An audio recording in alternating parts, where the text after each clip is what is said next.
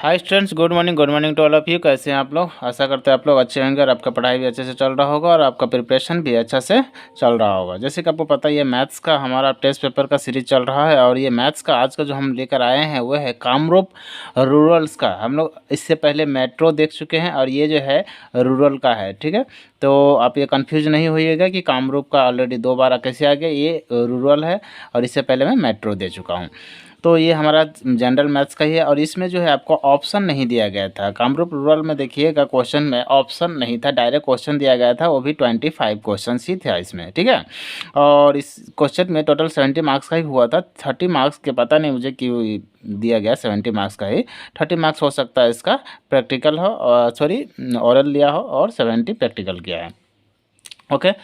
और आज से हम लोग क्वेश्चन नंबर, इसी में एक ही वीडियोस होगा, टोटल क्वेश्चन नंबर 25 तक होगा इसमें, ठीक है। तो चलिए देखते हैं क्वेश्चन नंबर 1 को हम लोग देखेंगे और इसे सॉल्व करने की कोशिश करेंगे। क्लियर है? तो चलिए देखते हैं क्वेश्चन नंबर 1।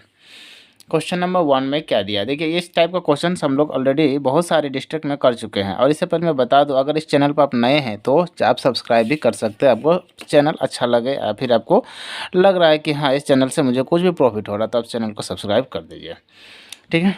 तो क्वेश्चन नंबर 1 पर हम लोग चलते हैं। क्वेश्चन नंबर 1 क्या दिया है कि if P proportional to Q and P equal to 6 then Q equal to 30। Now if P equal to 2 then what is the value of Q। तो हमें यहाँ से क्या का वैल्यू निकालना है, Q का। तो देखिए, इसमें हमको अब बना कर दिखाना है इसका आंसर। तो मुझे इतना बार इससे बना चुका कि इसका आंसर याद होगा। इसका आंसर 10 होगा, बट ऐसे हमें दिखाना तो है ना कि कैसे ये हुआ। तो देखिए क्वेश्चन नंबर 1 पर हम बनाते हैं।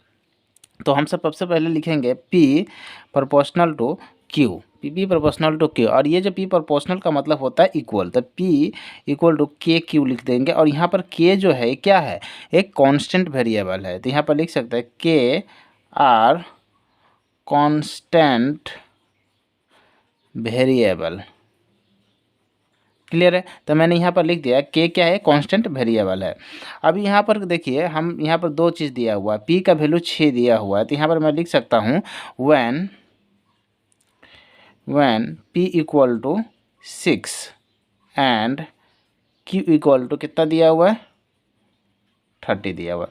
अभी हम इस पर बैठा कर देखते हैं कि क्या इस पर बैठ कर कितना सेटिस्फाई मिलता है मुझे। तो पी इक्वल टू के क्यू, और यहाँ से p का वैल्यू कितना, यहाँ से एक काम करते हैं, k का नीचे लेकर आता है। तो देखिए p by Q equal to क्या हो जाएगा, k हो जाएगा। तो आगे देखते हैं। तो यहाँ पर p का वैल्यू कितना, 6 और q का वैल्यू 30 इक्वल टू k। तो k कितना आ जाएगा, 5 टाइम्स 6 5। तो यहाँ पर k का जो वैल्यू आया 1/5 आ गया। क्लियर है? अब यहाँ पर फिर से देखिए, आप नीचे कर सकते हैं, मैं इधर में कर रहा हूँ, ठीक है। यहाँ पर फिर से लिख सकता हूँ मैं वैन। अब वैन करके जब देखेंगे तो यहाँ पर फिर से देखिए, यहाँ पर हम लोग क्या दिया हुआ है, इस बार जो दिया हुआ है what is the value, p equal to 2 क्या दिया हुआ है इस बार, p equal to 2 and q का वैल्यू हमें पूछा है। क्लियर है? तो फिर से हम लोग यहाँ से ये लेकर आएंगे p इक्वल टू के क्यू। क्लियर है? तो k का वैल्यू कितना आया, 1/5 आया हुआ है यहाँ k का मान, यहाँ देख रहे हैं। तो यहाँ पर हम लोग लिख सकते हैं p इक्वल टू 2 और k इक्वल टू क्या लिखेगा, 1/5 इंटू q। तो 5 इससे इधर जाएगा तो क्या हो जाएगा, मल्टीप्लाई में आ जाएगा। तो 2 इंटू 5 इक्वल टू k। तो q इक्वल टू 10। क्लियर है? तो यहाँ पर हम लिख सकते हैं therefore the value of q is 10। और इसका जो आंसर है क्वेश्चन नंबर आंसर 1 का, ये यहाँ पर कंप्लीट हो जाता है। ये क्वेश्चन कभी कभी 2 मार्क्स के लिए भी आता है, 1 मार्क्स के लिए तो आता ही आता है, ठीक है। तो ये यहाँ तक हो जाएगा क्वेश्चन नंबर 1 का आंसर। चलिए नेक्स्ट देखते हैं क्वेश्चन नंबर 2। क्वेश्चन नंबर 2 में क्या दिया, find the value of m such that -3 का पावर m प्लस 1 इंटू -3 का पावर 5 इक्वल टू -3 का पावर 7। तो m का वैल्यू हमें चाहिए। तो देखिए क्वेश्चन नंबर 2 का जो है -3 का पावर है m प्लस 1 इंटू -3 का पावर 5 इक्वल टू -3 का पावर है 7। तो एक चीज़ आप देखिएगा, जब भी आपका बेस सेम हो तो क्या होता है, पावर प्लस हो जाता है। तो यहाँ पर बेस क्या है, 3 है, तो 3 इधर भी 3 इधर भी, तो इसका पावर क्या हो जाएगा, प्लस हो जाएगा। तो यहाँ पर मैं प्लस कर दिया सारा पावर को प्लस, इधर में -3 का पावर 7। तो यहाँ पर देखिए, जब भी बेस सेम है, यहाँ से बेस हम क्या कर सकते हैं, कैंसिल कर सकते हैं। तो यहाँ पर m प्लस 1 प्लस 5 मीन्स क्या, m प्लस 6 हो जाएगा, और इधर में कितना है 7 है, तो 6 को इस साइड भेजेंगे तो क्या आ जाएगा 7 माइनस में 6 मीन्स m इक्वल टू 1। तब m का जो वैल्यू आया वो क्या आ गया, देयरफॉर लिख सकते हैं the value of m is 1, और यही आपका क्या हो जाएगा आंसर हो जाएगा। तो इसी के साथ हमारा रहा क्वेश्चन नंबर 2 कंप्लीट हो गया, और क्वेश्चन नंबर 3 की ओर हम लोग चलते हैं। नेक्स्ट क्वेश्चन नंबर 3 में क्या दिया है, फाइंड द HCF ऑफ 2 का पावर 3 इंटू 3 का पावर 2 इंटू 5 एंड 2 का पावर 2 एंड 3 का पावर 3 इंटू 5 का पावर 2। ये हमारा दिया था, इसका हमें क्या निकालना है HCF निकालना है। तो चलिए देखते हैं इसका क्वेश्चन नंबर 3। तो यहाँ पर हम लिखते हैं पहले 2 का पावर 3 इंटू 3 का पावर 2 इंटू 5 का पावर कुछ नहीं है यहाँ पर, तो यहाँ पर 5 का पावर 1 आ जाता है। 2 का पावर 2 इंटू 3 का पावर 3 इंटू 5 का पावर 2। और जब इसका HCF निकालना है तो देखिए जब भी HCF का बात करें आपको, तो जिसका पावर कम है वो हमें लेना है। अगर हमको 2 निकालना है तो 2 का पावर यहाँ दोनों में कौन सा कम है, ए वाला है, तो यहाँ पर 2 का पावर 2 लेंगे, ठीक है। उसके बाद 3 का पावर में दोनों में कौन सा कम है, तो ये है 2 का पावर यहाँ 3 का पावर 2 है तो ये ले लिया। ये 5 का पावर 2 5 का पावर कौन सा कम है, तो ये वाला कम है, तो ये हमें 5 का पावर 1 ले लेगा। तो HCF में क्या होगा, जो छोटा वैल्यू पावर में होगा उसे लेना, अगर LCM निकालने दे तो जो बड़ा वैल्यू होगा उसे ले लेना है। तो HCF क्या आ जाएगा 2 का पावर स्क्वायर, मतलब 2 का स्क्वायर कितना हो जाएगा 4, और 3 का स्क्वायर कितना 9 इंटू 5, तो ये हो जाएगा 5 इंटू 4 20, और 20 इंटू 9 180।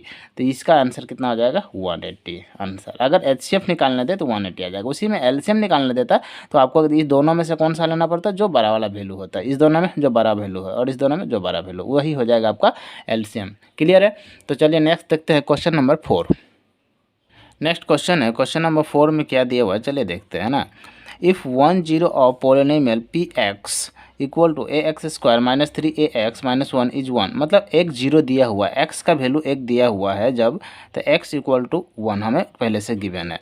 और यहाँ जो px का जो वैल्यू है ये कितना दिया हुआ है, तो ये जो p एन x इक्वल टू दिया हुआ है ax स्क्वायर माइनस में ax और माइनस में 1 इक्वल टू 0 हो जाएगा।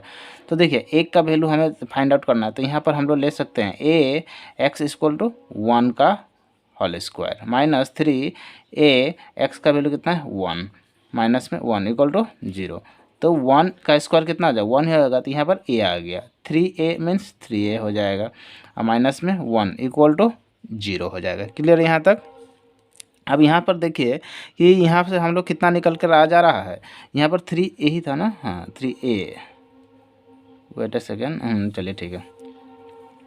अब यहाँ पर देख लेते हैं कि 3a और ये कितना आ गया अब a, तो 3a में से a के चला जाए तो माइनस में 2a हो जाएगा, और इधर में ये माइनस से उस जाएगा तो क्या जाए प्लस में 1 आ जाएगा। तो a का जो वैल्यू होगा वो क्या आ जाएगा 1 बाय माइनस में 2, ये माइनस भी आ जाएगा, तो a का वैल्यू कितना आ गया 1 बाय 2 आ गया। यहाँ तक क्लियर है आप लोग। अगर कोई भी दिक्कत हो तो आप लोग यहाँ से पूछ सकते हैं। क्लियर है। चलिए देखते हैं नेक्स्ट हम लोग देखेंगे क्वेश्चन नंबर 5। नेक्स्ट देखते हैं क्वेश्चन नंबर 5 में क्या दिया हुआ है, find the quadratic polynomial the sum and product of whose zeros are -3 and 2 respectively. मतलब क्या है, दस फाइंड द क्वाड्रेटिक, यहाँ पर उसका सम दिया और प्रोडक्ट भी इसका दिया हुआ है। तो यहाँ पर लिख सकते हैं हम लोग क्वेश्चन नंबर 5 में, देखिए सम ऑफ जीरो कितना दिया हुआ है, तो हम लोग लिख सकते हैं सम ऑफ जीरोस कितना है आपका, ये दिया हुआ 3 माइनस में 3, ओके। और प्रोडक्ट ऑफ जीरोस वो कितना दिया हुआ है, तो वो आपका 2 दिया हुआ है। क्लियर है। तो इस सम ऑफ जीरो और ये प्रोडक्ट देते हमें क्या निकालना है, क्वाड्रेटिक पोलिनोमियल निकालना है। तो क्वाड्रेटिक पोलिनोमियल का फॉर्मूला क्या होता है वो हमें देख लेते हैं। देखिए क्वाड्रेटिक पोलिनोमियल इसका जो फार्मूला होता है आपका, वो आपको यहाँ पर देख रहा है, एक्स स्क्वायर माइनस में सम ऑफ जीरो एक्स प्लस में प्रोडक्ट ऑफ जीरो, ये होता है इसका फार्मूला। तो यहाँ पर देखिए इसे हमें पुट करेंगे और इसका आंसर यहाँ से फाइंड आउट हो जाएगा। तो देखिए एक्स स्क्वायर का मतलब यहाँ पर एक्स स्क्वायर ही रहेगा, और माइनस सम ऑफ जीरो कितना -3 और इंटू एक्स, और प्लस में प्रोडक्ट ऑफ जीरो ये 2 हो जाएगा। क्लियर है। तो यहाँ माइनस माइनस क्या हो जाएगा, प्लस हो जाएगा। तो एक्स स्क्वायर और ये प्लस में 3x और प्लस में 2, और यही क्या हो जाएगा, क्वाड्रेटिक पॉलिनोमियल का कोई इक्वेशन, क्योंकि एक क्वाड्रेटिक फार्मूला में आ गया। क्लियर है। तो चलिए नेक्स्ट देखते हैं क्वेश्चन नंबर 6। नेक्स्ट क्वेश्चन है क्वेश्चन नंबर 6 में देखिए सॉल्व दिया है, सॉल्व करने के लिए दिया था। ये सॉल्व का क्या है, x माइनस में 6 इक्वल सॉरी x माइनस में y है, x minus y equal to 26, और इसे हम लोग क्या मान लेंगे, इक्वेशन फर्स्ट मान लेंगे। क्लियर है। और दूसरा दिया हुआ है x इक्वल टू 3y। ठीक है। तो x इक्वल टू 3y जो है, तो इसको इस साइड लेकर आएंगे तो क्या हो जाएगा, x माइनस 3y, और इसको इक्वेशन हम लोग 2 मान लेते हैं, इसको इक्वेशन हम लोग इक्वल टू क्या हो जाएगा, 3 0 हो जाएगा। तो ये इक्वेशन 3 हो गया। तो हम लोग इसमें कितना 3 इक्वेशन माने हैं, इक्वेशन फर्स्ट सेकंड और थर्ड, ये 0 है। ठीक है, इसको ध्यान रखिएगा।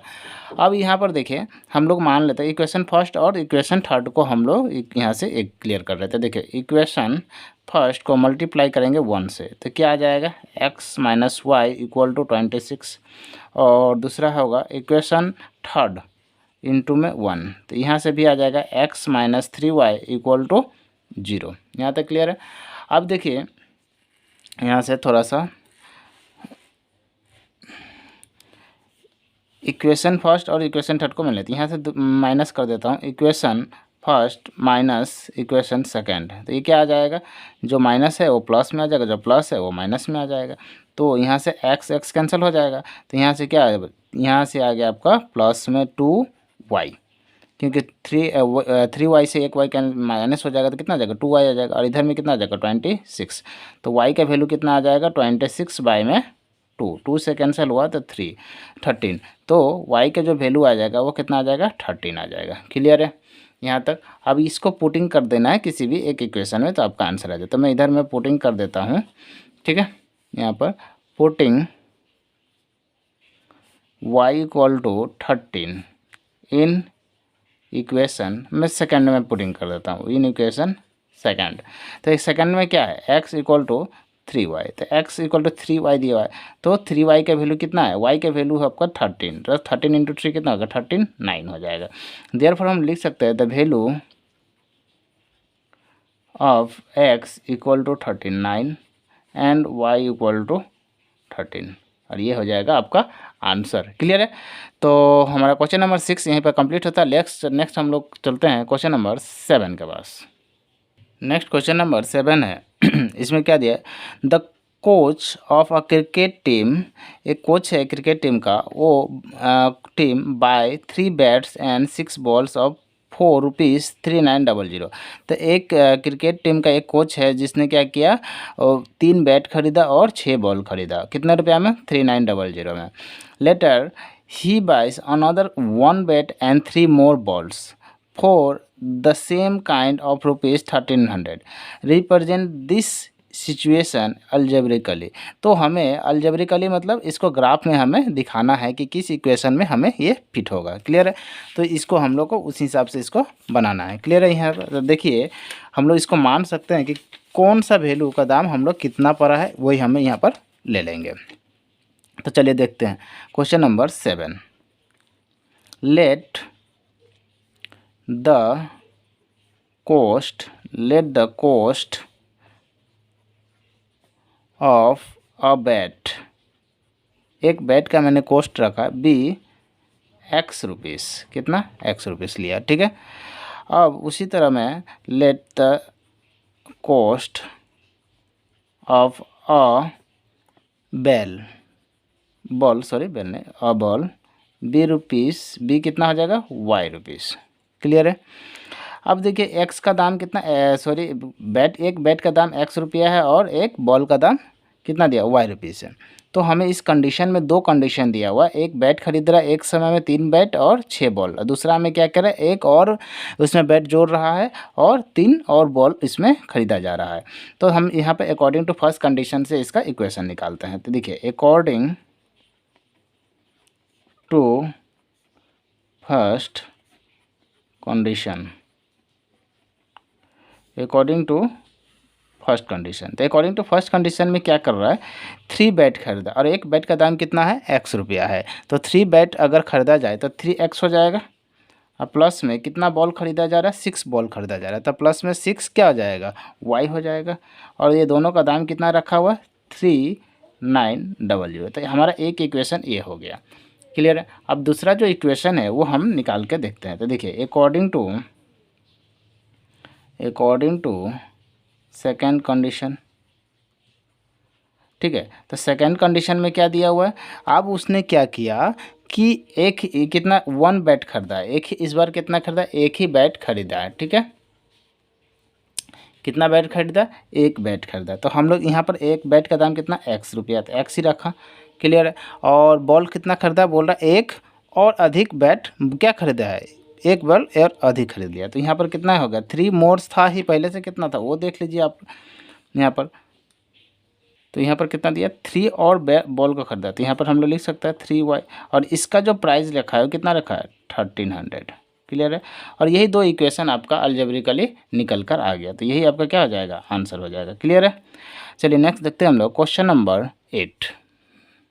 क्वेश्चन नंबर 8 में क्या दिया है, find the value of k for which the root of the quadratic equation 2x² plus kx plus 3 equal to 0 will be real and equal होना चाहिए। तो देखिए इसका 2 कंडीशन होता है, ठीक है। तो दोनों ही कंडीशन आपको, तो इसका टोटल 3 कंडीशन होता है, जो तीनों ही कंडीशन आपको जानना चाहिए। ये मैं बहुत सारे वीडियोस में बता चुका हूँ कि 3 कंडीशन में बार बार क्वेश्चन आया जाता है, ठीक है। तो देखिए पहला हम इसका नंबर लिख लेते हैं, 2x² प्लस kx प्लस में 3 इक्वल टू 0, ठीक है। तो यहाँ पर क्या हो जाएगा, a इक्वल टू हो जाएगा 2, b इक्वल टू हो जाएगा k एंड c इक्वल टू हो जाएगा 3। अब 2 इक्वल रूट्स दिया हुआ है, तो ठीक है। तो 2 इक्वल रूट्स जब भी आ जाए, 2 इक्वल रियल रूट्स हो जाता है, 2 equal real roots, 2 equal real roots. और जब भी ए कंडीशन होता है तो इसका जो फॉर्मूला बनता है ये बन जाता है b² minus 4ac equal to 0। तो ये इसका जब भी आ जाए 2 इक्वल रूट्स और रियल भी होना चाहिए, तो ये फॉर्मूला ये आपका बन जाता है equation b² minus 4ac equal to 0। तो b का वैल्यू कितना दिया हुआ, k, यानी k का स्क्वायर हो जाएगा माइनस 4, a का मतलब हो गया 2 और c का मतलब हो गया 3 इक्वल टू 0। तो कितना होगा, 4 2 जा 8, 8 3 जा 24। तो के स्क्वायर इक्वल टू कितना आ जाएगा, 24 इक्वल टू 0। तो इसका आप देख सकते हैं। तो के को अगर ये -24 को उस साइड लेकर चला जाए तो क्या आ जाएगा, के स्क्वायर इक्वल टू 24 हो जाएगा।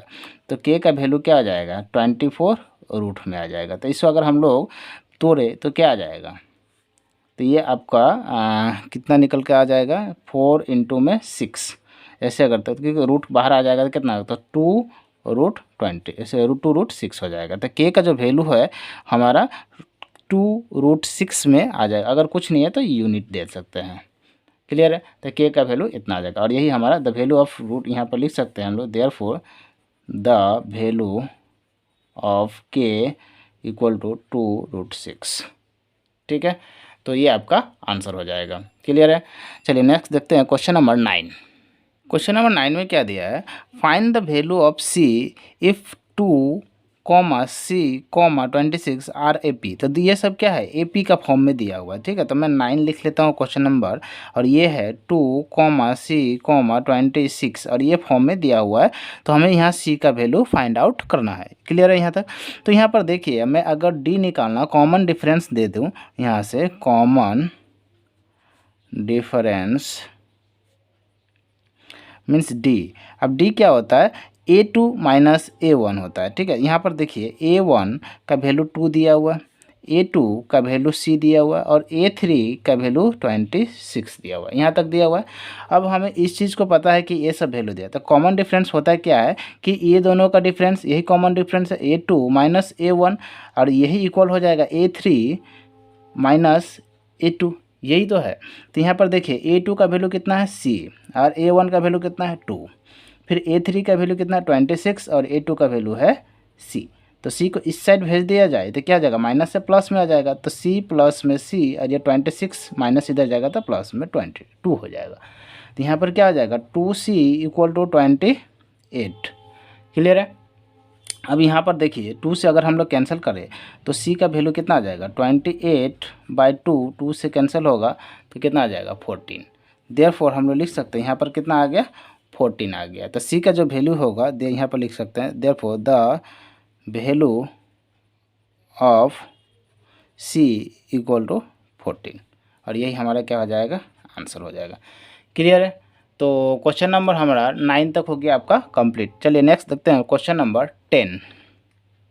क्वेश्चन नंबर 10 में क्या दिया है, the 17th term of an AP exceed its 10th term by 7, find the common difference. इसका मतलब द 17 टर्म जो AP है वो जो है 10 टर्म से ज़्यादा है 7, ठीक है। तो फाइंड द कॉमन डिफरेंस, तो इसका क्या करना है, फाइंड कॉमन डिफरेंस हमें फाइंड आउट करना है। इतना तक समझ में आ गया।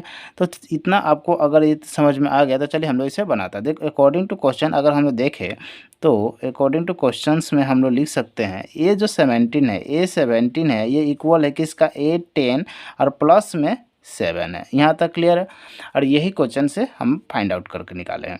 तो A17 AN का फार्मूला क्या होता है आपको तो अच्छी तरह से पता ही है, A plus N minus 1 into में D, और यहाँ से हो जाएगा same A plus N minus 1 into में D और प्लस में 7, ये एक्स्ट्रा हो जाएगा।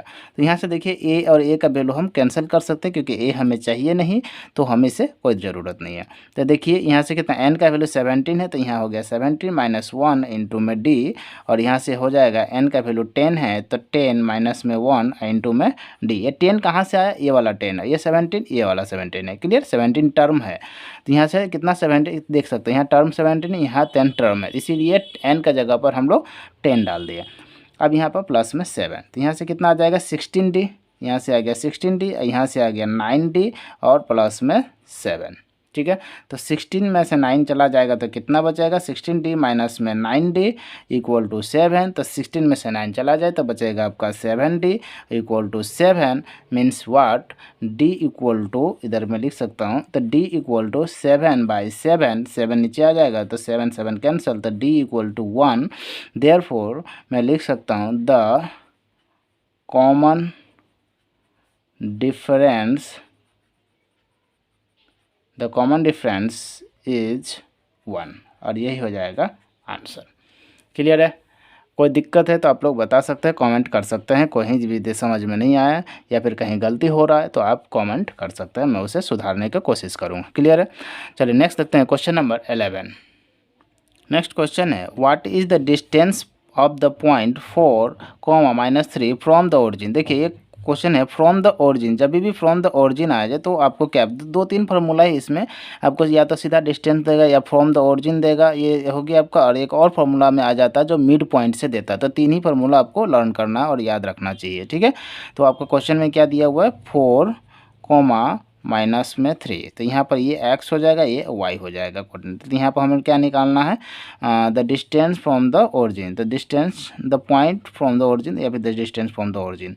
तो यहाँ पर लिख सकते हैं the distance from the origin, और इसका जो फार्मूला होता है वो क्या हो जाएगा, रूट का अंदर में x² प्लस y² हो जाता है, x² प्लस में y² होता है, ये होता है इसका फार्मूला। तो देखिए रूट का अंदर x² प्लस होता है, तो x का वैल्यू कितना है 4 और इसका स्क्वायर हो जाएगा, और y का वैल्यू माइनस में 3 और इसका भी क्या हो जाएगा, स्क्वायर हो जाएगा। तो 4 का स्क्वायर कितना होता है 16, और इसका माइनस का जब स्क्वायर होगा तो ये पॉजिटिव में आ जाएगा, तो ये भी 9 होगा, माइनस नहीं होगा, ठीक है। तो ये भी क्या आ जाएगा, रूट के अंदर ये हो गया। अभी देखिए 16 और प्लस में 9 कितना हो जाएगा 25, तो ये हो गया आपका 25 का अगर रूट बाहर करना है तो कितना आ जाएगा 5, और ये 5 हमारा क्या आ जाएगा 5 यूनिट हो जाएगा, वहाँ से 5 यूनिट हो जाएगा। क्लियर है, 5 यूनिट्स, और यही क्या हो जाएगा, इसका आंसर हो जाएगा। क्लियर है। चलिए नेक्स्ट देखते हैं क्वेश्चन नंबर 12 हम लोग देखेंगे। देखते हैं हम लोग क्वेश्चन नंबर 12। तो क्वेश्चन नंबर 12 क्या दिया हुआ देख लेते हैं। Find the ratio in which the line segment joining the points A 1, -5 and B -4, 5 is divided by the x axis. तो हमें रेशियो निकालना है, फाइंड आउट द रेशियो। देखिए ये होता है क्या है, थोड़ा सा समझ लेते हैं ग्राफ पे। तो यहाँ पर जो A आएगा, A का जो वैल्यू दिया हुआ कितना दिया हुआ है 1 कॉमा -5। बी का जो वैल्यू दिया वो कितना दिया -4,5 दिया हुआ। और हमें जो इससे डिवाइड करना, दोनों का रेशियो करना, एम एंड एन का रेशियो निकालना है। तो यहाँ पर जो एम एंड एन का जो रेशियो होता है, और इसमें क्या है एक्स एक्सिस पूछ दिया। देखिए ध्यान रखिएगा, अगर एक्स एक्सिस पूछ दे तो वाई का वैल्यू क्या हो जाता है 0 हो जाता है। एक्स एक्सिस में वाई का वैल्यू 0 और वाई एक्सिस में एक्स का वैल्यू 0 हो जाता है। तो यहाँ पर हम लोग लिख सकते हैं एक्स तो लिखेंगे बट वाई का वैल्यू क्या हो जाएगा 0 हो जाएगा। क्लियर है, यहाँ तक आपको समझ में आ गया होगा। क्लियर है यहाँ तक। अब देखिए यहाँ से हम लोग फाइंड आउट कर सकते हैं कि x और y का वैल्यू क्या होगा। तो यहाँ पर हेयर करके हम लोग निकाल सकते हैं। देखिए यहाँ लिख सकते हैं x1 का वैल्यू 1 और y1 का वैल्यू -5। यहाँ से x2 का वैल्यू हो गया -4 और y2 का जो वैल्यू हो जाएगा वो हो जाएगा 5। क्लियर है। अब हम लोग जो यहाँ से फाइंड आउट करेंगे द सेक्शन फार्मूला यूज करेंगे। क्या यूज करेंगे? The section formula. क्लियर है। अब सेक्शन फार्मूला में हम लोग क्या डायरेक्ट y का वैल्यू पुट कर देंगे। क्या किसका वैल्यू? y का वैल्यू पुट करेंगे। ठीक है, तो यहाँ पर हम लोग लिखेंगे सीधा p किसका लिखेंगे y का वैल्यू। तो y का वैल्यू हमारा कितना है पहले से 0 है। तो यहाँ पर फॉर्मूला क्या हो जाता है ये आप देखिए, y का वैल्यू में डायरेक्ट हम करेंगे तो इसका निकल जाएगा, आपको एक वैल्यू पुट करने से हो जाएगा। तो ny1 डिवाइडेड बाय, दिख नहीं रहा ना, चलिए एक सेकेंड देख लीजिए। तो यहाँ से मैं देखिए ये कर दिया और यहाँ से क्या किया मैंने m प्लस में n। क्लियर है।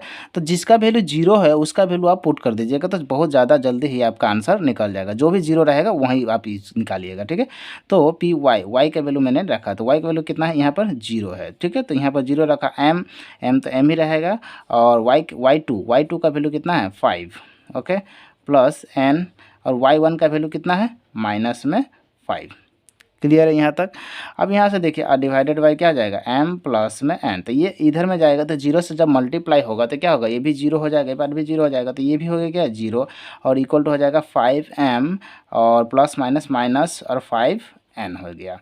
यहाँ तक क्लियर है। अब यहाँ से आगे अगर हम लोग बढ़ते हैं तो ये देखिए ये -5 ये इधर लेकर आएगा तो ये भी हो जाएगा -m हो जाएगा और ये -n है, तो यह माइनस से माइनस कैंसल, तो यहाँ से क्या हो जाएगा m/n इक्वल टू 5/5 कैंसिल हो गया 1 और बाई 1 मीन्स रेशियो क्या हो जाएगा m/n इक्वल टू हो जाएगा 1:1। क्लियर है यहाँ तक। और आप यहाँ तक क्या हो जाएगा the ratio of m in n क्या हो गया 1:1 हो जाएगा। तो ये आपका क्वेश्चन नंबर 12 यहीं पर कंप्लीट होता है। देखिए एक बार मैं आराम से विदाउट जूम करके दिखा देता हूँ, आराम से आप देख लीजिए, एक बार आप इसे समझ लीजिए। ठीक है, ये रहा आपका क्वेश्चंस और इस तरह आप इसे बना सकते हैं। एक साथ आप स्क्रीनशॉट लेना चाहते हैं स्क्रीनशॉट ले लीजिए और नहीं तो ऐसे भी कर सकते हैं। ठीक है, तो चलिए नेक्स्ट देखते हैं क्वेश्चन नंबर 13। नेक्स्ट 13 देखते हैं क्या दिया। इफ़ लिखा हुआ है if sine theta equal to 3/4 find the value of cos theta. तो आप इसको 2-3 तरीका से बनाने का ट्राई कर सकते हैं, बट हम नॉर्मली जो दिया जाता है मैं ऐसे लिखता। देखिए साइन थीटा इक्वल टू कितना दिया 3/4। तो साइन थीटा का जो वैल्यू होता है वो होता है p/h परपेंडिकुलर बाय हाइपोटेनस और इसका वैल्यू दिया है 3/4। तो p यहाँ पर मैं लिख सकता हूँ let p equal to 3k and h equal to 4k।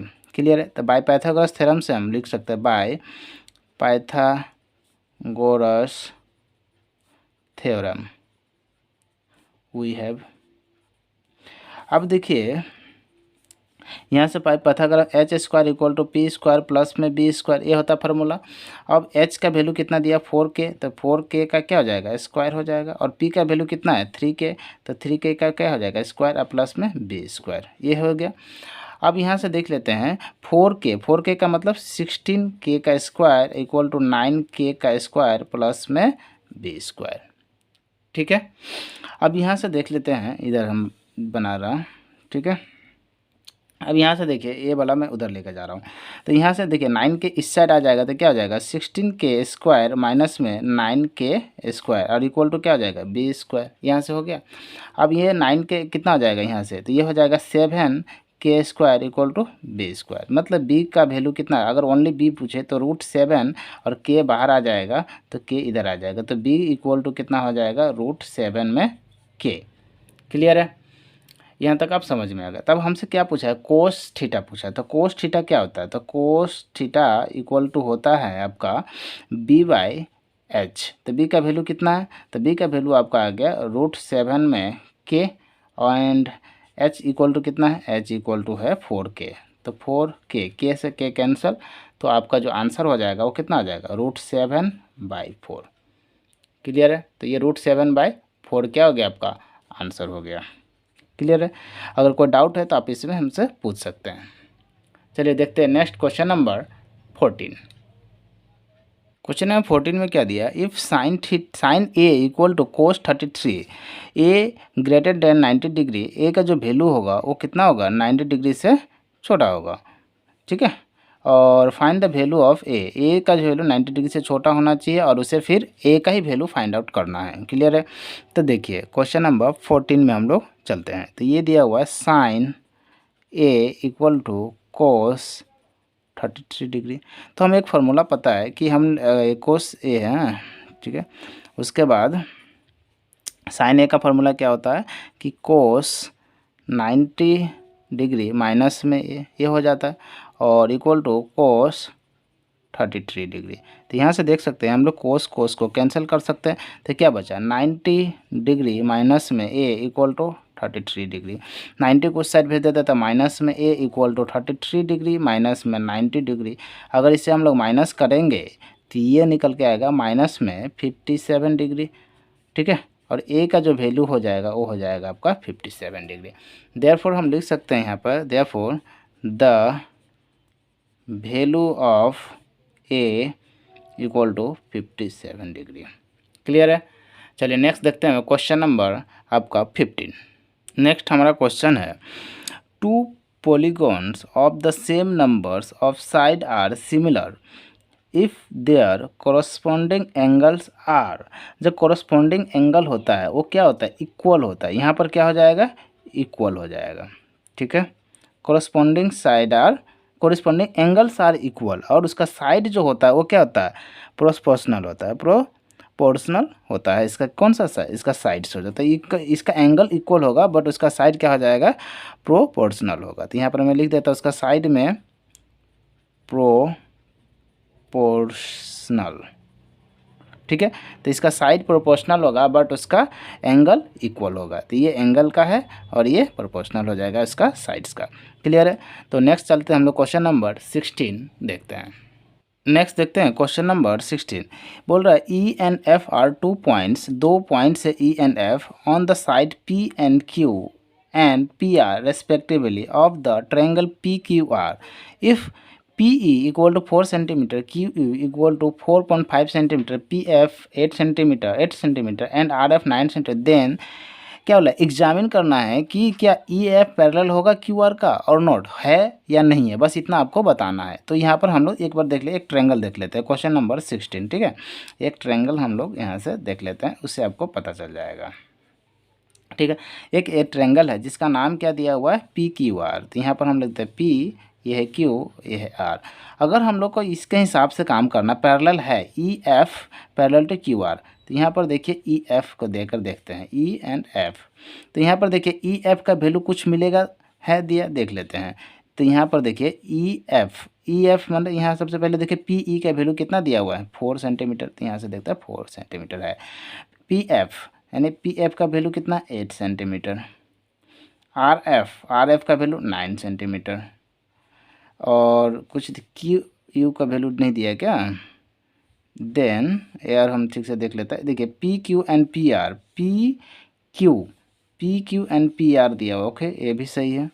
अब यहाँ से देखिए PE का वैल्यू हमें यहाँ से ये दिया 4 सेंटीमीटर, QE 4.5, सॉरी यहाँ दिया हुआ था QE 4.5 सेंटीमीटर, और PF का वैल्यू 8 सेंटीमीटर था, वो दे दिया। तो देखिए सारा का सारा वैल्यू हमें फाइंड आउट हो गया। तो मतलब ये क्या है, ये दोनों है क्या होगा, पैरेलल हो। अगर फाइंड आउट नहीं होता तो पैरेलल नहीं होता, तो ये हो जाएगा। देयरफॉर हम लिख सकते हैं EF पैरेलल टू QR, और ये क्या है, एकदम सही हो जाएगा। ठीक है, तो क्वेश्चन नंबर ये क्या हो जाएगा, ये सही है, ये नोट नहीं होगा, ये हो क्या होगा, ये पैरेलल है। तो चलिए क्वेश्चन नंबर 17 देखते हैं। नेक्स्ट देखते हैं क्वेश्चन नंबर 17 में, a circle can have dash parallel tangent, अगर आपका पैरेलल वर्ल्ड मिल जाए, यहाँ से देखिए पैरेलल है तो आप 2 होगा, क्या हो गया, पैरेलल अगर रहा तो यहाँ पर अगर कोई भी है तो यहाँ पर कितना पैरेलल कर सकते हैं, 2 कर सकते हैं, यानी सीधा अगर 2 लिख सकते हैं तो इसका आंसर सही हो जाएगा। अदरवाइज आप 1 पेयर भी लिख सकते हैं, एक 2 पेयर होगा, 1 पेयर मीन्स 2, तो ये दोनों ही आंसर सही होगा। ठीक है, तो ये होगा। अगर यहाँ पैरेलल नहीं होता तो इसका आंसर हो जाता है इन्फिनाइट। ठीक है, अगर पैरेलल वर्ड नहीं होगा तो इसका इन्फिनाइट हो जाएगा, अगर पैरेलल होगा तो इसका आंसर हो जाएगा 2 मीन्स 1 पेयर। क्लियर है। नेक्स्ट देखते हैं क्वेश्चन नंबर 18। नेक्स्ट देखते हैं क्वेश्चन नंबर 18 में क्या दिया, the length of tangent from a point A distance 5 centimetre, the centre of the circle कितना है, 4 सेंटीमीटर। तो find the radius of circle, तो यहाँ पर हमको रेडियस ऑफ सर्कल यहाँ से फाइंड आउट करना है। क्लियर है यहाँ तक। तो देखिए क्वेश्चन नंबर 18 में एक सर्कल है, तो यहाँ से एक ऐसे दे देता हूँ। क्लियर है। अब यहाँ का जो लेंथ जो दिया वो कितना दिया, 5 सेंटीमीटर दिया हुआ। क्लियर है। और यहाँ से क्या दिया हुआ, और मैं देख लेता हूँ, 5 centimetre and centre of 4 centimetre A दिया हुआ है। ठीक है, तो यहाँ इसका लेंथ पूछ दिया है, रेडियस कितना होगा। ठीक है, तो हम लोग को अच्छी तरह से पता है कि रेडियस जब भी निकालना है तो यहाँ से क्या नहीं, बाई पाइथागोरस थ्योरम निकाल सकते हैं। तो यहाँ से हम लोग बाई पाइथागोरस थ्योरम को यहाँ से इस्तेमाल करेंगे और यहाँ से फाइंड आउट कर लेंगे। तो यहाँ से ऐसे कर लेते हैं, बाई पाइथागोरस थ्योरम क्या होता है, H square equal to P square plus में बी स्क्वायर, ये होता है। तो यहाँ पर देखिए एच का वैल्यू तो हमें कितना है, 5 सेंटीमीटर का स्क्वायर, 5 का स्क्वायर, और पी का कितना वैल्यू दिया, 4 सेंटीमीटर का स्क्वायर, और प्लस में बी का मतलब आर स्क्वायर, तो मैं बी का वैल्यू रख देता हूँ। तो 5 का स्क्वायर कितना होगा, 25, और इस 4 का 16 प्लस में बी स्क्वायर, तो इसको इस साइड लेकर आ जाता हूँ। तो ये कितना आ जाएगा, 25 माइनस में 16 इक्वल टू बी स्क्वायर, तो ये हो जाएगा 9 इक्वल टू बी स्क्वायर। तो बी का वैल्यू कितना आ जाएगा, √9 इक्वल टू बी। तो बी का जो वैल्यू होगा वो कितना आ जाएगा, 3। तो बी इक्वल टू हो गया आपका 3 सेंटीमीटर है, तो सेंटीमीटर में आंसर, और अदरवाइज ऐसा तो सेंटीमीटर ही हो जाएगा बी का वैल्यू। ठीक है, तो रेडियस कितना हो जाएगा, तो यहाँ पर लिख सकते हैं therefore the radius of circle is 3 centimetre, ये हो जाएगा आंसर। क्लियर है। तो रेडियस ऑफ सर्कल कितना हो गया, 3 सेंटीमीटर। तो चलिए देखते हैं नेक्स्ट क्वेश्चन नंबर 19 में देखते हैं क्या दिया, find the quadrant of a circle whose circumference is 22 centimetre. तो यहाँ पर देखिए उसका क्वाड्रेंट देखिए सरकमफ्रेंस दिया हुआ है। क्लियर है। तो इसका सरकमफ्रेंस अगर हम लोग पहले से गिवन हो तब तो बहुत अच्छा रहता है। देखिए तो एरिया ऑफ सरकमफ्रेंस कितना हो जाएगा, सर्कल ऑफ सरकमफ्रेंस यहाँ पर दिया हुआ है, सर्कल ऑफ सरकमफेरेंस। अब सर्कल ऑफ सरकमफ्रेंस जो होता है वो हो जाता है आपका, यहाँ पर क्वेश्चन में दिया हुआ 22 सेंटीमीटर, और ये जो फार्मूला होता है वो होता है 2 पाई आर, और इसका वैल्यू कितना आ गया, 22 सेंटीमीटर। तो यहाँ से हम लोग निकाल सकते हैं 22/7 इंटू में आर का वैल्यू में नहीं पता, और ये 22 हो गया। तो यहाँ से 22 से 22 कैंसिल हो गया, तो आर का जो वैल्यू हो जाएगा वो 7/2 हो गया, 7 उधर जाएगा, 2 नीचे आ जाएगा, और यही सेंटीमीटर हो जाता है। ये कितना आ जाएगा, ये तो ऐसे लिखिए, या फिर 3.5 सेंटीमीटर हो जाएगा। क्लियर है। अब हमें क्या निकालना, एरिया ऑफ क्वाड्रेंट निकालना। तो यहाँ से हम लोग लिख सकते हैं area of quadrant of circle, तो ये हो जाएगा पाई r²/4 एरिया है, और इसका 4th टाइम निकालना। क्वाड्रेंट मीन्स व्हाट, ये 4th पार्ट, तो 4th पार्ट के टोटल 4 है, तो 4 में से 1 पार्ट कितना, 4 पार्ट हो जाएगा ये। क्लियर है। तो यहाँ पर देखिए, यहाँ पर हम लोग निकाल रहे हैं, तो पाई का वैल्यू कितना आ जाएगा, 22/7। आर का वैल्यू कितना, हम डायरेक्ट लिख रहे हैं 7/2, और फिर से 7/2 लिख देते हैं, 7/2। ओके, और नीचे में 4। यहाँ तक क्लियर है। तो यहाँ से देखिए 7 से यहाँ से 7 क्लियर हो जाएगा, और यहाँ से 2 से ये 11 टाइम्स हो जाएगा। यहाँ तक क्लियर है। अब देखिए कुछ तो नहीं बचा ऊपर, तो 11 × 7 तो कितना हो जाएगा, 11 × 7 कितना हो जाएगा, 77, और नीचे में 2 × में 4, तो ये हो जाएगा आपका 77/8, और ये मीटर स्क्वायर क्या था, सेंटीमीटर, तो ये सेंटीमीटर स्क्वायर हो जाएगा। तो चलिए नेक्स्ट देखते हैं हम लोग क्वेश्चन नंबर 20। नेक्स्ट देखते हैं क्वेश्चन नंबर 20। क्वेश्चन नंबर 20 में क्या दिया हुआ है, the radius of two circle, दो सर्कल है जिसका 19 सेंटीमीटर, देखिए ये आसामीस में 9 दिया था, इसमें 90 था, तो इसमें करेक्ट कर लिया हूँ, ठीक है। 19 centimetre and 9 centimetre respectively, find the radius of the circle which has circumference equal to the sum of the circumference of the two circle. मतलब एक दो सर्कल का जो प्लस करना है, मतलब एक सर्कल है और एक और सर्कल है, दोनों का जो प्लस करने पर एक बड़ा सर्कल जो है थर्ड सर्कल, ये क्या हो रहा है, ये दोनों इक्वल हो, दोनों का सर्कमफ्रेंस क्या बोल रहा है, इक्वल है, यही है निकालना। तो हमने क्या किया, फर्स्ट सर्कल का जो दिया हुआ 9 दिया, तो मैंने लिख दिया radius of first circle R1 equal to 19 centimetre और radius of second circle R2 9 centimetre, clear है। और रेडियस ऑफ थर्ड सर्कल का कोई वैल्यू नहीं दिया, तो मैंने यहाँ क्या लिया, R ही लिख दिया, ठीक है, R सेंटीमीटर लिख सकता हूँ, क्लियर है। अब अकॉर्डिंग टू क्वेश्चंस में क्या बोला है कि जो थर्ड सर्कल है वो दोनों सर्कल का प्लस करने पर आ जाएगा। तो मैंने ये देख लेते हैं यहाँ पर क्या दिया हुआ कि देखिए सर्कमफ्रेंस ऑफ थर्ड सर्कल, जो यहाँ पर दिया हुआ दो सर्कल का प्लस करने पर वो थर्ड सर्कल का सर्कमफ्रेंस फाइंड आउट हो जाएगा। तो दो सर्कल, यहाँ ये थर्ड सर्कल है, ये हो गया आपका थर्ड सर्कल और ये हो गया फर्स्ट और ये हो गया सेकेंड। तो यहाँ में थर्ड सर्कल है और circumference of first circle plus circumference of second circle, ये दोनों को प्लस करना। तो यहाँ पर जो फार्मूला होता है 2πr होता है सर्कम, और इसका भी 2πr, ये भी 2πr। तो बट यहाँ पर r जो है देख सकते हैं R1 R2 R3, तो R1 यहाँ पर R3 इसका वैल्यू लिया, R2 इसका ले लिया, R1 इसका ले लिया, क्लियर यहाँ तक। अब हमें सिर्फ वैल्यू को वहाँ पर पुट करना है। तो यहाँ पर देख लेते हैं हम लोग वैल्यू पुट करके। देखिए ज़्यादा जल्दी मैं जानबूझ कर लिखा हूँ क्योंकि ये बहुत बड़ा वीडियोस बन जाएगा, इसीलिए ऑलरेडी यहाँ पर मैं लिख रखा हूँ। तो यहाँ से देखिए पहले तो मैं 2 को कैंसिल कर देता हूँ, और सब में क्या है, पाई है, तो 2 और पाई को मैं क्या कर रहा हूँ, कैंसिल आप कर सकते हैं, ठीक है। तो यहाँ पहले मैं 2 और 2 को, क्यों 2 सब में है तो 2 सबको मैं क्या कर रहा हूँ, कैंसिल कर लिया। तो यहाँ पर ये पाई को भी आप कैंसिल कर सकते हैं, इससे भी आपको कोई वैल्यू नहीं पर ये करेगा क्योंकि सब में पाई है, सब आप पाई के वैल्यू भी सेम है, 2 का वैल्यू भी सेम है। तो यहाँ पर क्या होता है R3 का वैल्यू क्या होता है, R होता है। R1 का वैल्यू कितना है 19 सेंटीमीटर, प्लस में R2 का वैल्यू कितना 9 सेंटीमीटर, क्लियर है। तो ये दोनों क्या हो जाएगा, R का जो वैल्यू हो जाएगा 19 और प्लस में 9 को कितना हो जाएगा 28 सेंटीमीटर। और ये जो थर्ड वैल्यू, तो यहाँ पर मैं लिख सकता हूँ therefore radius of third circle means R3 equal to 28 centimetre. और यही हो जाएगा आपका क्वेश्चन नंबर 20 का आंसर। चलिए नेक्स्ट देखते हैं क्वेश्चन नंबर 21। क्वेश्चन नंबर 21 में क्या दिया, 2 cube each volume 64 metre cube are joined end to end, find the surface area of resulting cuboid. Cuboid हमें निकालना है। तो देखिए तो यहाँ पर क्या दिया हुआ, वॉल्यूम दिया हुआ है, ठीक है। तो वॉल्यूम ऑफ क्यूब ये क्या होता है, एक क्यूब होता है, और वॉल्यूम ऑफ क्यूब ये दिया हुआ है 64 मीटर क्यूब। तो ए क्यूब का जो वैल्यू है ये दिया हुआ 4 मीटर का क्यूब का, तो ए का जो माना जाएगा वो कितना आ जाएगा 4 मीटर आएगा। और बोल रहा है 2 को कितना ज्वाइन कर रहा है 2 क्यूब्स, तो मीन्स व्हाट, यहाँ से एक क्यूब है और एक क्यूब ये है, तो ये 4 सेंटीमीटर, ये भी 4 सेंटीमीटर, ये भी 4, ये भी 4, ये भी 4, मीन्स क्या लेंथ कितना आ गया 4 + 4 8 हो गया। तो L इक्वल टू कितना हो गया 8 हो गया। H हाइट कितना रहेगा, H जो है वो 4 ही रहेगा, और ब्रेथ में क्या हो जाएगा वो भी 4 ही सेंटीमीटर रहेगा, क्लियर है यहाँ तक। तो यहाँ से हम लोग निकाल सकते हैं cuboid, surface area of resulting cuboid. तो यहाँ पर लिख सकते हैं हम लोग सरफेस एरिया ऑफ क्यूबॉइड।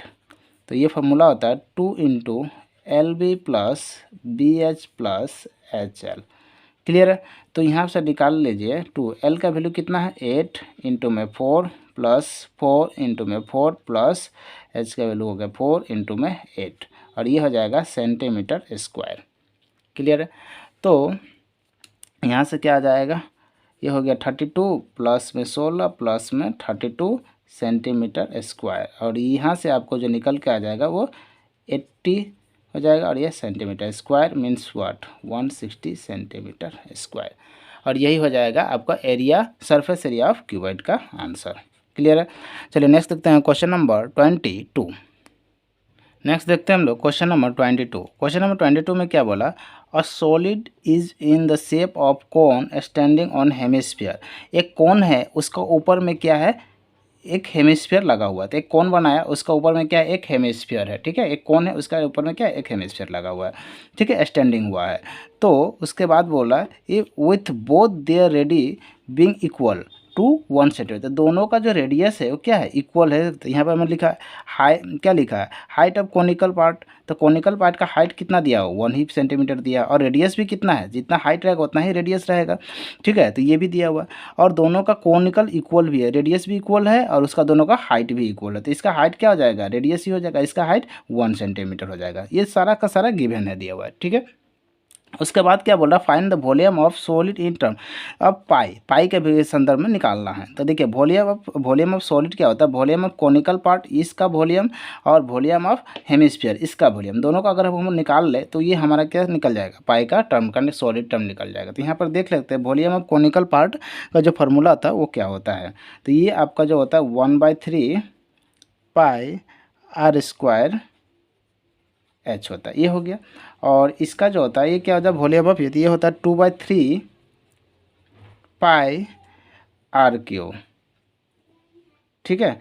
तो यहाँ से देखिए, तो यहाँ देखिए r का वैल्यू हम पुट करते हैं, h का भी वैल्यू पुट करते हैं। तो यहाँ दोनों में पाई को हम कॉमन ले लेते हैं। देखिए तो पाई को कॉमन लेने पर क्या बचेगा, 1/3, और यह 1 का वैल्यू हो जाएगा 1 का स्क्वायर इंटू 1 प्लस 2/3, पाई तो कॉमन है तो यहाँ क्या हो जाएगा 1 का क्यूब। तो यहाँ से देख सकते हैं पाई आ गया, और यहाँ पर यहाँ से यहाँ तक का वैल्यू कितना है 1/3, और यहाँ से 2/3, और ये जो वैल्यू है वो कितना आ गया 1 आ गया, क्योंकि एलसीएम लेंगे तो कितना आ जाएगा 1 आ जाएगा। तो यहाँ पर कितना आ जाएगा, पाई इंटू में 1 मीन्स पाई, और इसका जो वैल्यू आ जाएगा वो आ गया आपका आंसर पाई, यही हो जाएगा इसका आंसर, ठीक है। तो नेक्स्ट चलते हैं क्वेश्चन नंबर हम लोग देखेंगे 20, कितना हो जाएगा, ये 23 हो जाएगा। नेक्स्ट देखते हैं क्वेश्चन नंबर 23। तो क्वेश्चन नंबर 23 में क्या दिया हुआ है, if the median and mode of the frequency distribute the 26 and 19 then find the mean. तो हम लोग को इसका रिलेशन देखना पड़ेगा, क्या होता है 3 median equal to mode plus 2 mean, यही फार्मूला होता है। तो देखिए 3 मीडियन का वैल्यू कितना दिया हमारे पास 26 दिया हुआ, तो 26 दे दिया, और मोड का वैल्यू कितना दिया हुआ हमारे पास 19 दिया, तो 19 दे दिया, और प्लस में 2 मीन हो गया, ठीक है। तो यहाँ पर 26 इंटू 3 कितना, 3 6 18 और 3 दूना 6 7, तो ये हो जाएगा 78, और ये माइनस में 19 हो जाएगा, इक्वल टू 2 मीन हो जाएगा, है ना। तो यहाँ से 80 कितना आ जाएगा देख लेते हैं, 78 में से माइनस 90 आ जाएगा, तो ये होगा 9, और ये होगा 6 में से 1 जाएगा तो ये 59, तो ये हो गया 59 इक्वल टू 2 मीन। तो मीन इक्वल टू वाट, तो मीन इक्वल टू हो जाएगा 59/2, तो 59 का 2 से डिवाइड करेंगे तो कितना आ जाएगा आपका 29.5, यही हो जाएगा आपका मीन। क्लियर है। चलिए नेक्स्ट देखते हैं क्वेश्चन नंबर 24। नेक्स्ट देखिए क्वेश्चन नंबर है, the sum of the probability of all the element event and experiment is 1। इसका आंसर क्या हो जाएगा 1। नेक्स्ट है क्वेश्चन नंबर 25, इफ़ PE 0.5, यहाँ मतलब PE का जो वैल्यू दिया हुआ हमारे पास 0.05 दिया हुआ, क्लियर है।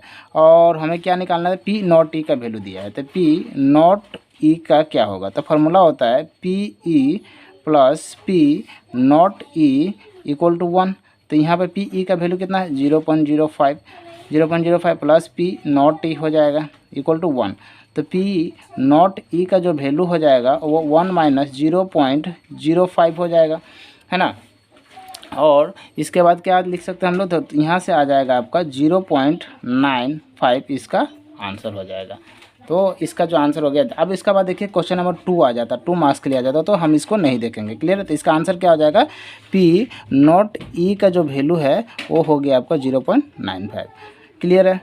और आज के लिए हम लोग इतना ही देखेंगे, फिर देखते हैं नेक्स्ट वीडियो में। अगर वीडियो अच्छा लगा तो लाइक कीजिए, सब्सक्राइब कीजिए और अपने दोस्तों को बताइए। चलिए आप अपना पढ़ाई जारी रखिए। आज के लिए इतना, जय हिंद जय भारत।